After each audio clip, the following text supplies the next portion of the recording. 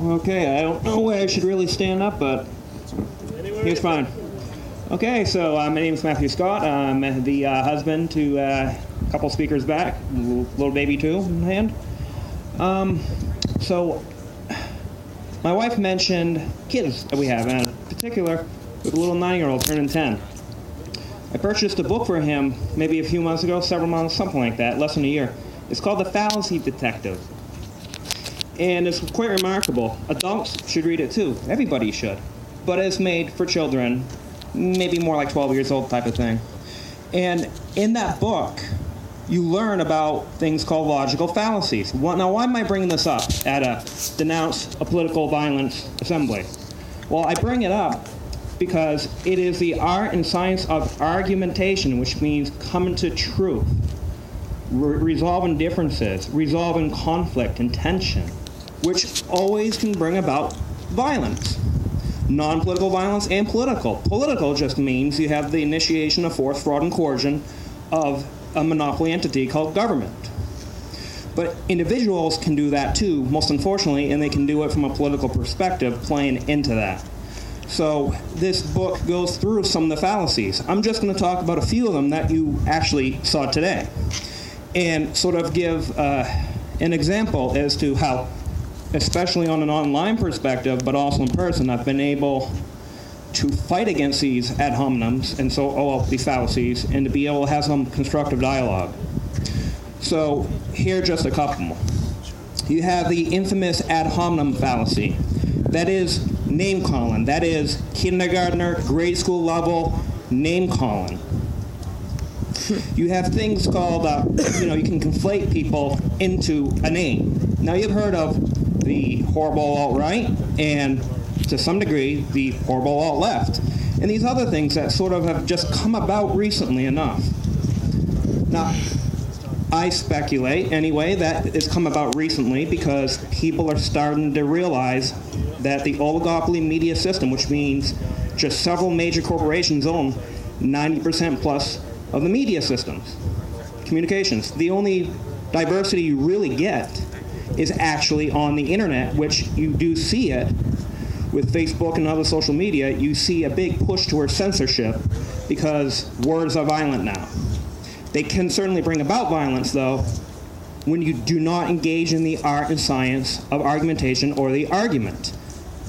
And that's a very healing thing to go for. So, ad hominem fallacy, how do you defeat that? That's just one. The straw man is another fallacy which is very closely entwined.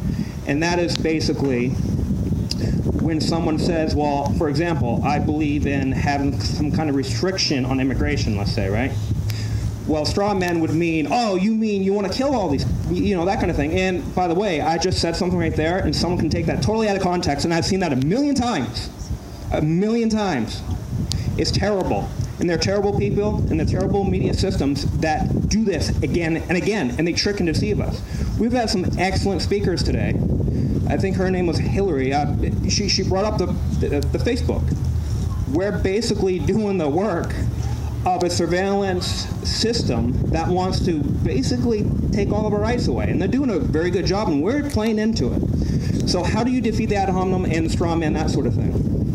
Name calling's the big one. So here's what I say. Oh, you're calling me a name, an all-encompassing label, something like that, something terrible, terrifying. And I'm roundly condemned for it. Okay. What I do is I say, you are using the ad hominem fallacy. You're literally calling me a name, just like a kindergartner, and you're trying to use peer pressure to get other people that are just groupies, basically. Like Aerosmith groupies or whatever, like, oh, God forbid they sang one bad song, the groupies won't let you go. They're like, no, they're the Beatles, they can't do any wrong, everything's great. So you point out, hey, so why the name calling? Let's engage in facts, reason, and evidence with this art of argumentation, truth, discovery. Let's define what we're doing here. You say that patriarchal racism and different catch-all phrases like that. You calling what I'm promoting just that. Let's define what you're saying, and let's see. I'll offer my definition. Let's see if we can come to some kind of objective, agreeable definition. So you do that, and then you actually try to figure out with each other the basis of your argument, what it is, after the definitions. Now, when people can't do that and they just continue the ad hominem, I say, hey, I have more respect for myself and the people in the audience, and I have more respect for you because I know you're formally capable because you are an adult. You're a human being. We have brains, very well-developed brains. We have the ability to inspire and to use reason and passion in such a way to be incredibly uplifting. But instead, you're name-calling. This is terrible. I wish you to do better. Please go away. I'm going away. And call it good, because that's just what happens. We saw that earlier today. One speaker basically called everybody, without actually saying it, as an extension of that hominem, basically inferred, right? If you don't leave right now, you're racist, white supremacist, and patriarchal something, right? Men destroy everything, and men are just terrible, but women can't do wrong. And of course, there are bad people all the way together. Any race, color, or creed. I don't know how that's so hard to understand. It is the actions. Martin Luther King Jr. said, "Don't judge by the color of one's skin," and that sort of thing, right? Judge by the the content of their character, by their actions. Yeah. So, I live in America.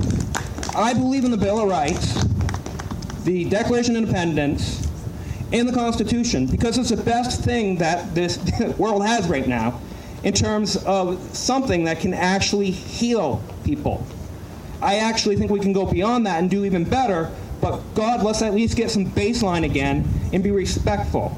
I'm actually really aggravated, and I'm sorry that, I got, a little loud or whatever, but at least I'm not becoming violent, and that's the whole point. So let's engage in argumentation. Let's call the name callers what they are, because they're defining themselves by their actions right there. Try as best we can to come to common definitions. Try to actually understand where they're coming from and what I'm coming from in the argument, so that for those that are willing, maybe they see, oh, wow, you're not literally Hitler, or you're not literally Stalin, or whatever. We really need to do this because we're being played very badly by an oligopoly media system and powers outside of us that own the communication structures, and they own the messaging system and the narrative.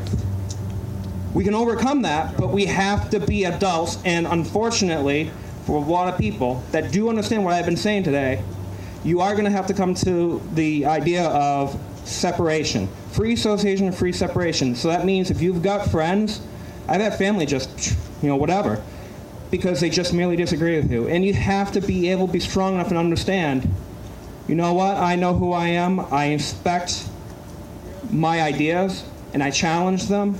And if that's the way things are going to be, then so be it. Separate. And do it peaceably and voluntarily. So I guess I'll just end it right there. Just use peace, use your argument, and really, when it comes down to it, ostracize. And by that, when people do these bad things, you need to point that out. It works for me very well, and people just end up leaving me alone. They have no argument. Maybe we all should make sure that we do have the argument and hold people accountable for that. Thank you. Bye-bye.